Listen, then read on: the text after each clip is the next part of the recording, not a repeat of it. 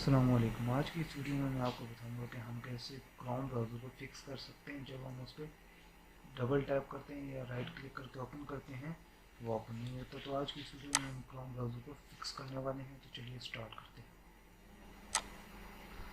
ये जैसे हमारा क्रोम ब्राउज़र, हमने उस पर राइट लेफ़्ट क्लिक किया, डबल टैप पर ये ओपन नहीं हो रहा। ये आपके सामने मैं राइट क्लिक कर देता हूँ, लेकिन ये ओपन नहीं हो रहा।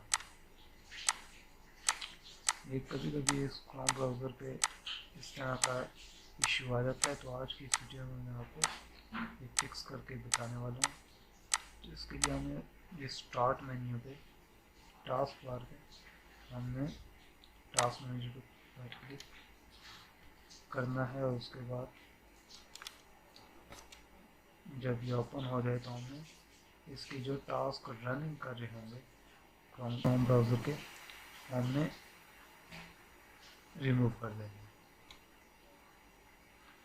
जैसे ये क्रोम ब्राउज़र का है ये, जिसको हम कर देंगे एंड। अभी हम देख लें जी, और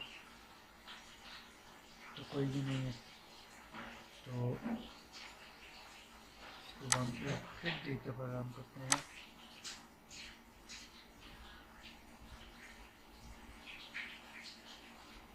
थोड़ा सा वेट कर देते हैं, ओपन तो होगा।